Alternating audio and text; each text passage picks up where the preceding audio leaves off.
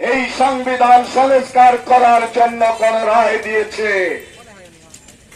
আমাদের সেই সংস্কারগুলো আমি আপনাদের সামনে তুলে ধরছি, আপনারা এই বিচার করবেন এগুলো জাতির জন্য প্রয়োজন কি প্রয়োজন নয়। আমরা বলেছি ভারসাম্যপূর্ণ সংসদ প্রতিষ্ঠা, অর্থাৎ প্রধানমন্ত্রীর হাতে যে ক্ষমতা থাকবে, রাষ্ট্রপতির উপরে এমন কিছু ক্ষমতা থাকবে যাতে ক্ষমতার ভারসাম্য থাকে।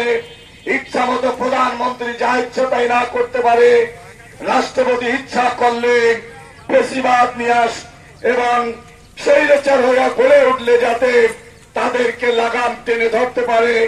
এই জন্য আমরা বলেছি রাষ্ট্রপতি প্রধানমন্ত্রীর মধ্যে ভারসাম্যপূর্ণ ক্ষমতা থাকতে হবে।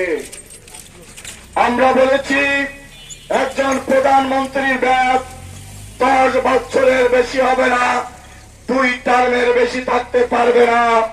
আর একজন ব্যক্তি প্রধানমন্ত্রী